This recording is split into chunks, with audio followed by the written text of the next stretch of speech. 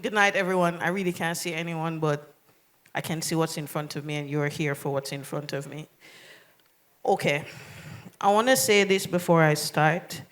I want to say thank you, CAISO, for inviting me.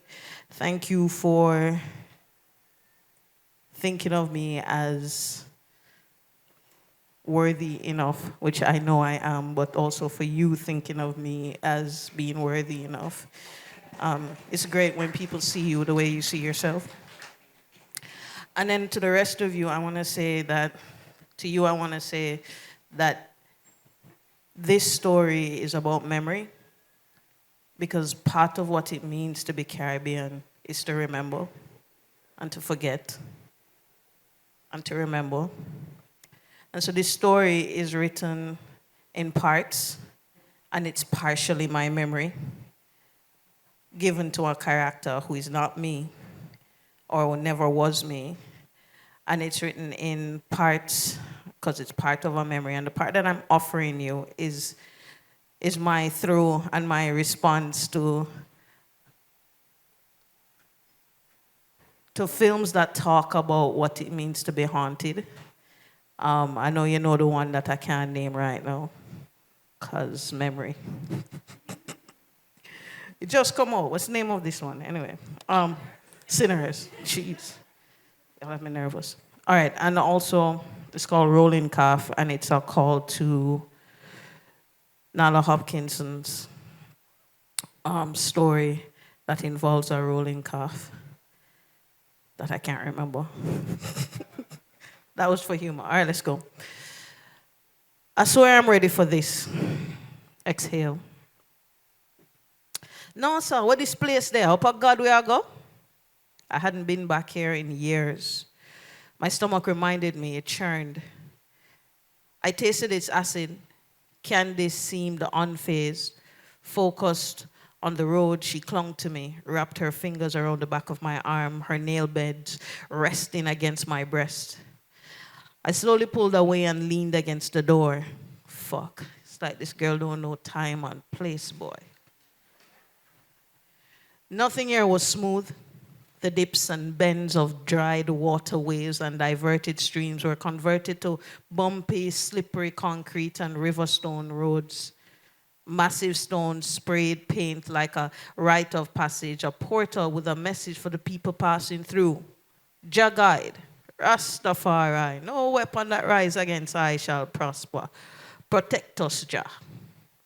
Beside them, stalls filled with fresh fruits and vegetables on wooden and iron pedestal, rum bars and shops braided with red, yellow, and green signs for brands. Yet no one called out their wares or pushed for a sale. Those who stayed here were like the land, hovering, doing their duty with no haste. They watched quietly or peculiar invasion. Who would move here when everybody wanted to leave? I left 10 years ago, left the opposite side of the mountain. But this was home, the nip of the air, the smell of pine trees, the shaded greens and brown, curved the distant hills, the trees that touched the clouds, the high grass manicured from the distance, the brown spots of concrete houses unfinished, such wild abandon. I knew the ghosts that roamed these hills. I was raised with them like bedtime stories. My uncle told stories of the rolling calf and old high cooling down in the mountain. It was like their fires were drowned by the dew that became the fog that drifted across the mountain skies. As we walked home from church on dark and ominous Sunday nights, when my cousins were in a mood, they would insist that there was a possessed calf and stopped to ensure I heard the rattle of its chain. The fiery rolling calf engulfed with flames running with a chain that unbounded, charred and smoking. As they raced away, they would leave me behind, my legs locked, stuck in fear, ears perked up to their screams of laughter, unable to move. One windy night, after Uncle's story time, my cousin, the youngest, was sent to catch the water for the morning breakfast. Less than 3 minutes in, when the trees squealed against the breeze, she raced into the house, her bucket empty, her feet trembling, her voice rattling like a percussion instrument. The donkey kicked the cow and the pipe top drop off, mommy. We knew the pipe stand was miles away from where the animals were locked in their separate pen. This was the one time that the joke was not on me. But I'd heard that there were greater things to fear than old folk tales. I came home to avoid the monsters of Kingston, high rent prices and violence. I was exhausted. To the chagrin of the driver, the truck crawled through the one-lane road, falling into the potholes and pushed itself back up. We'll get there soon enough, I said. And a mongoose darted across the road and forced the driver to slam his brakes. Candy screamed. Her nails found my forearm, and she buried her head into my shoulder. Yo, old boy, watch yourself, no star. Sorry, all right? Blasted mongoose. The mongoose turned back. The old folks would have told me that meant I too should have, but I couldn't. Everything in the mountains beyond the greenery and the seclusion lurked in these old folk tales and their rituals. How much further? There. We're home. Part 2. I pointed to one of the 3 modern design trailer houses in front of us. I stared at the old pink house, its windows and doors boarded up, its concrete cracked and faded, paint faded. No one lived there. It stood as an overseer over the acreage, a quaint relic amidst the newness. A chill ran down my spine. Blouse cup them nice, see? A foreigner build them. The wind pushed a trail of smoke between the truck and our new home. The fire breathed at the front of the entrance. Downhill, Mr. Sharp looked out into the greenery. It's the landlord there. My uncle knew Mr. Sharp from the market and vouched for me as a tenant.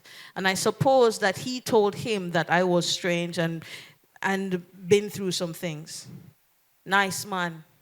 Little door, the driver continued. Nothing survived. Even our houses were warped by time. I stared at the pink house, bolted, shut. There was something sinister about it all. Mr. Sharp, the house didn't look the way I saw it the last time. How's that old lady? I recalled Mr. Sharp's anger weeks ago when he told us of Tracy and the house. Tracy was his grandmother's closest friend, and her daughter had some degrees that were, let me read that again, because that lost. I recall Mr. Sharp's anger weeks again when I told her of Tracy and the house. We told us of Tracy and the house. Tracy was his grandmother's closest friend, and her daughter had more degrees than they were stars. The daughter and Tracy, as far as he knew, had a falling out and they no longer spoke. So she had stayed with Chauncey, his grandmother. But after Chauncey died, he thought she would pay some rent or do something to help. Instead, she captured the house and everything in it. Pictures, clothes, documents, furniture, all belonging to his family, and he never retrieved it. He held my hand, drew me closer to the building, and far away from the ear of Candice and the movers. I should have called and said this to you, but Tracy died a week ago. Sunday gone, we bury her. Is you one on the land? But I'll check on you ladies in the mornings after I come from bush. Something else was implied here. Something we knew about death and the houses and people who never want to leave. 3.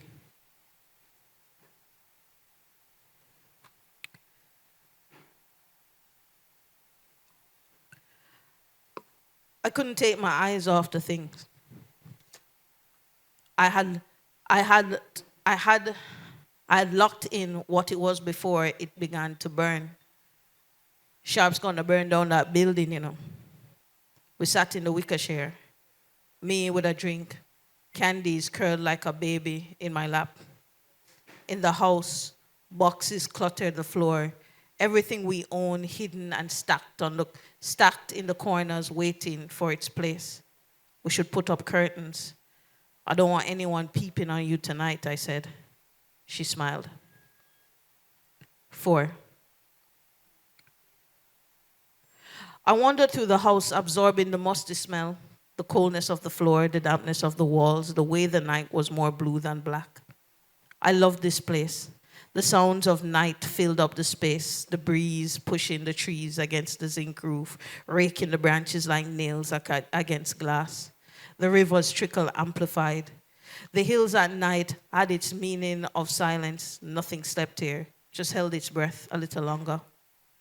As Candice slept, I knew she wanted me to cuddle in this new house. I stared at her.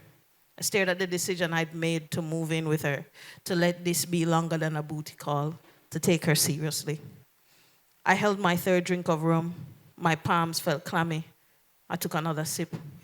I loved her body, the thickness of her thighs, the flatness of her stomach, the way I could imagine her entire generation when I stared at her face. I loved that she moved the way adult women move, with babies and houses and responsibility, purposeful, aware that time was of the essence. I loved watching her fumble in the kitchen, unable to prepare anything but eggs. I loved the way she sat on the floor and watched me in the kitchen. I loved the way she devoured my food, sometimes even forgetting to chew. I swear I'm ready for this. I swear I'm ready for this. I took a walk outside and took another sip. It was almost 3 a.m. I could see all the stars in the sky. I relaxed in the wicker chair and poured another drink. There was a chill in the air. Someone out there? The woman stood with her hands akimbo. She was old, no walking stick, no crooked back, a wrinkled double chin and soft fat dangling under the skin of her upper arms. The starlight made her seem as if she'd been on fire and was recently put out. She reminded me of an old woman who would come around my uncle's house when I was a child and chase me for kisses. I would spend the whole time screaming my head off while the entire family watched and laughed. Their heads turned upwards from the belly full of laughter that they got out of it. Not one of them to save me. Oh, such a beauty. Such a pretty, pretty little girl. Come and give the old nursey a kiss. She felt like old Hike. She made my skin crawl. Oh, are you? Huh? You find her? Who? You're secretive now. Well, I guess you had to learn. What you talking about? Who are you? You know what to do. Or you're just going to keep running. Huh? I gone for my walk. At this hour? Yes. I can never leave this place, and you know that. That's why you come back. Look here, miss, I said. Tracy. My name Tracy. Her skin turned red and orange with hints of blue. The glass fell from my hand, shattering on the wooden floor. What the fuck was that? Thank you.